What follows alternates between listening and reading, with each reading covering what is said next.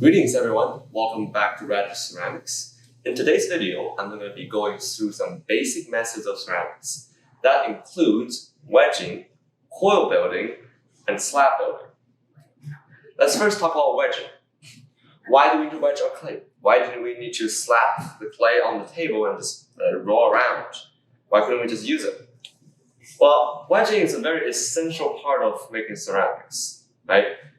To wedge something, you are able to even out the dry and wetness of the clay.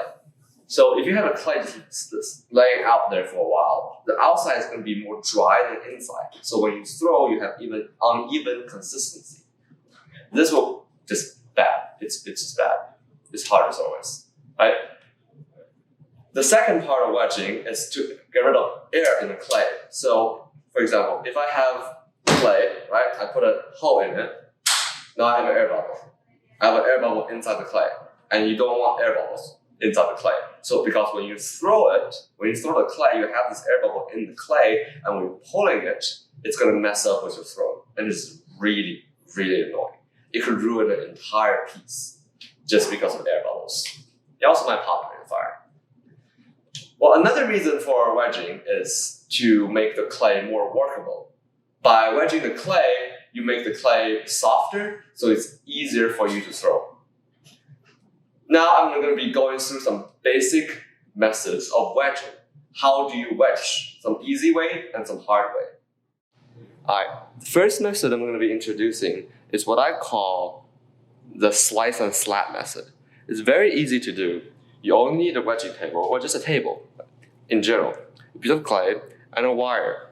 You cut it, slap on top of each other, and you just slap, slap, slap.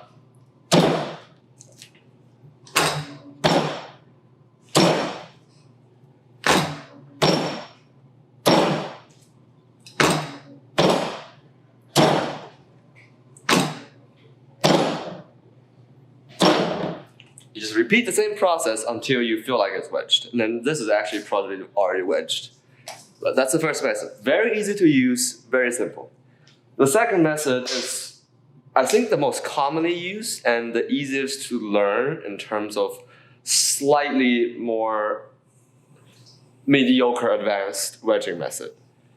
It's called monkey face wedging.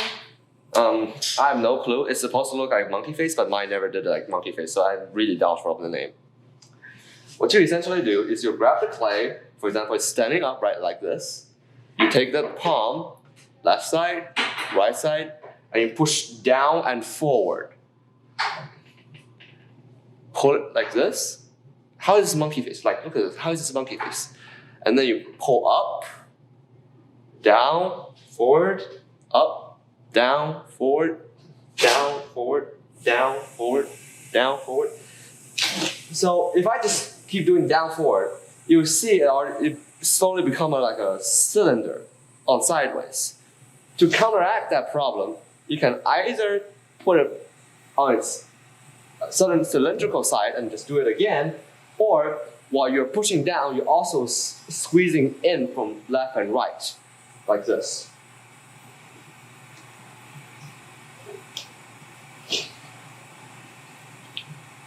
Right? I'm pushing down and forward as well as squeezing from both sides so it doesn't pans out into a long cylinder. So when you're at this sort of the end of your wedging, your clay, something looks like this, right? So what I like to do is to roll it so it's even out and become a cylinder. That's sort of the wedging. And the third wedging is more advanced wedging, which I know how to do, but I don't do it well. So I've invited a guest, Stratum Carr, to help me facilitate the filming of this. Okay, so the advantage with spiral wedging is that it is less likely to incorporate air bubbles into your clay, which, of course, when you're wedging, the whole idea is to work those out. So I think the easiest way to learn is with one hand. And the way I start is by sort of rolling down sort of at an angle, a 45-degree angle away from my body. And as I'm doing that, I'm sort of holding this top up and pressing down so as to sort of make a loop. It's got a similar movement as other wedging methods, but the difference is you're spinning it slightly after you do that first push. So you push, you spin it a little bit, push, spin it a little bit, push, spin it a little bit. And once you start to get into the flow with it, you'll see it starts to come around full circle. Like a croissant. Yes, exactly. And you keep doing that for some time. This one says. And then once you feel that the clay has been sufficiently worked, air bubbles have been removed, you can let up on how hard you press, but you continuously spin.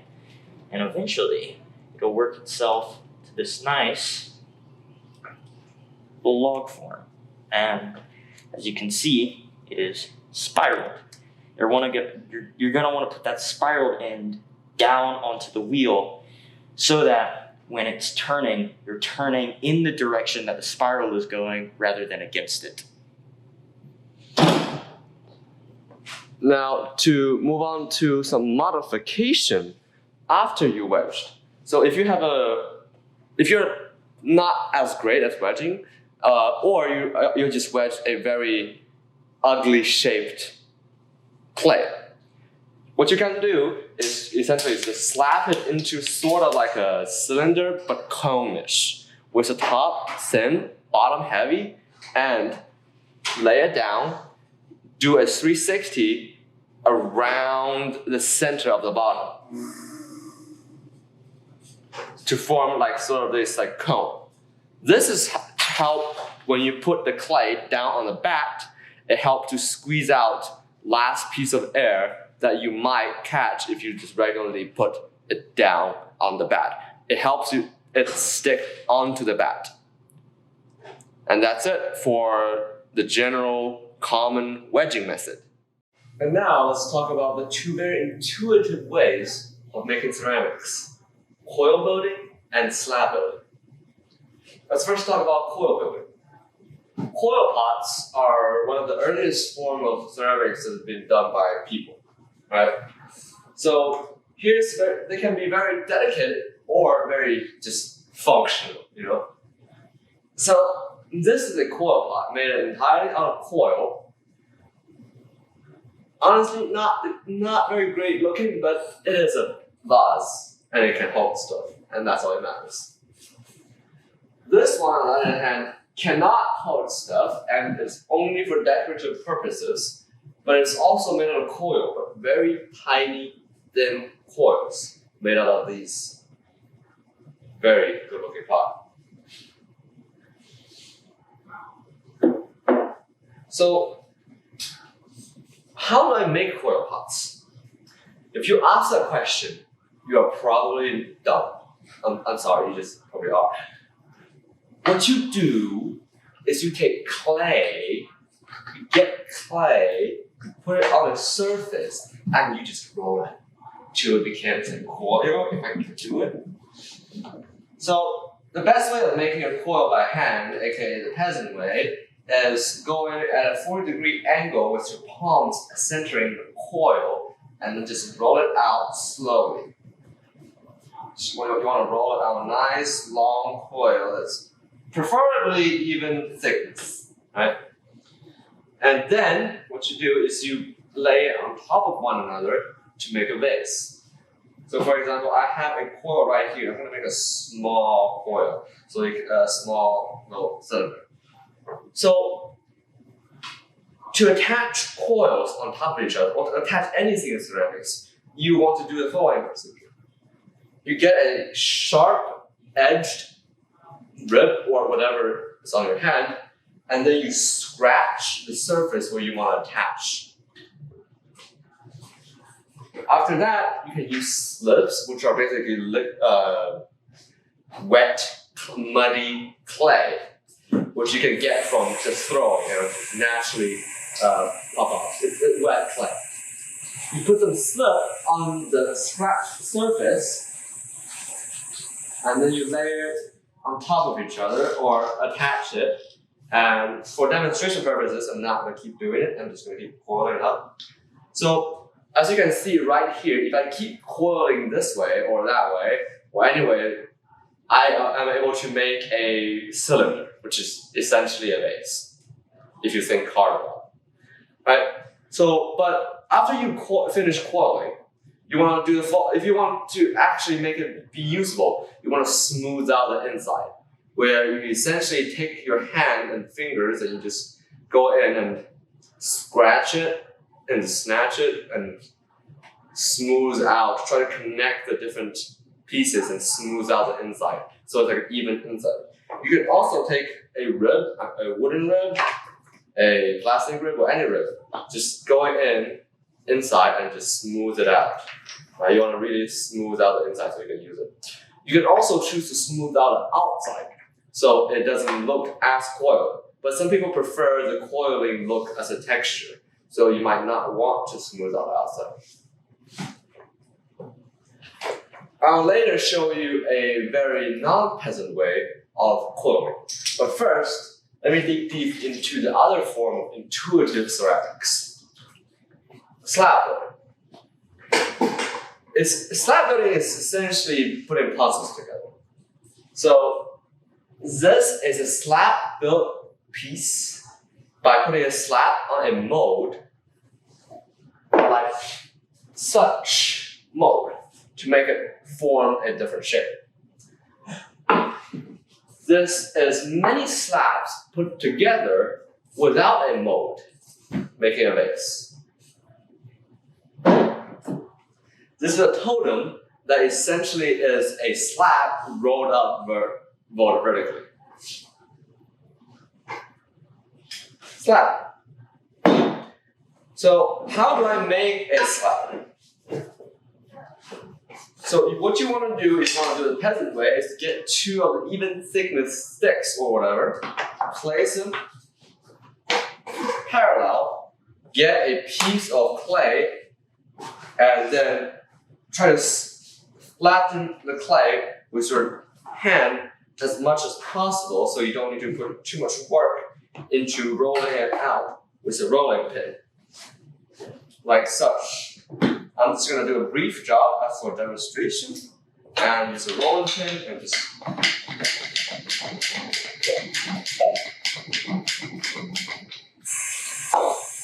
so you can see the middle part already broke. You can see a very clear slab, sort of even thickness. What you do with the slabs after you're done, I have a pre-made slab over here, which I'm going to cut in half to demonstrate different ways of using it. The first way of using it is to use like a cylinder, such as this, and just roll it up, and you make totems. The second way of using the slab is to attach it. So if I make little square pieces real quick.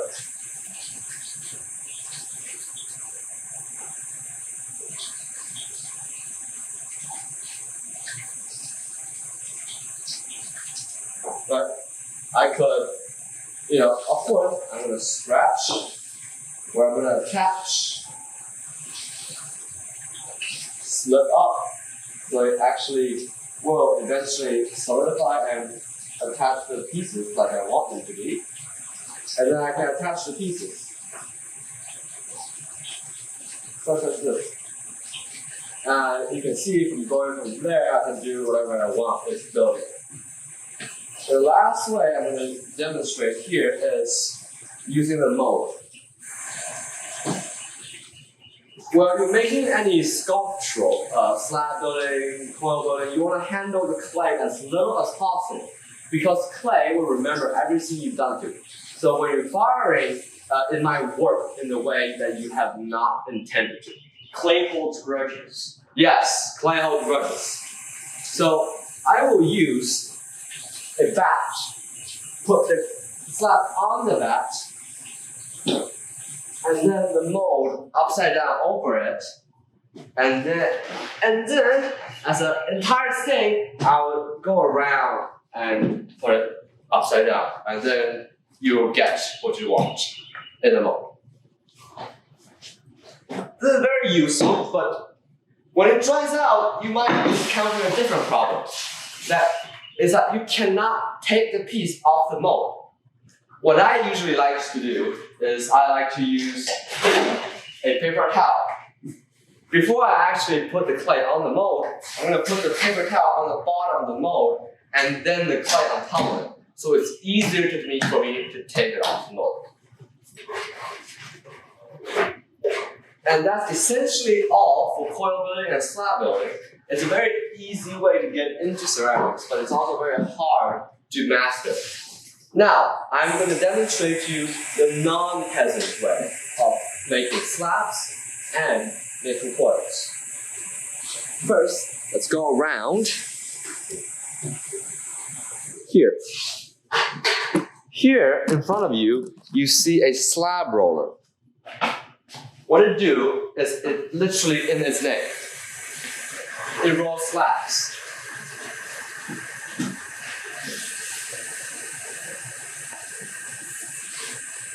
I am going to take like half a log of clay right here, put it on bottom cloth, flatten it into a round.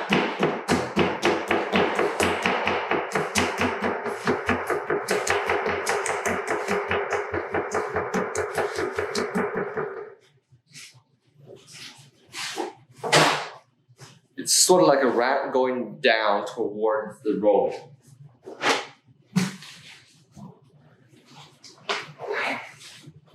And then all you need to do is pull a little bit and then start rolling.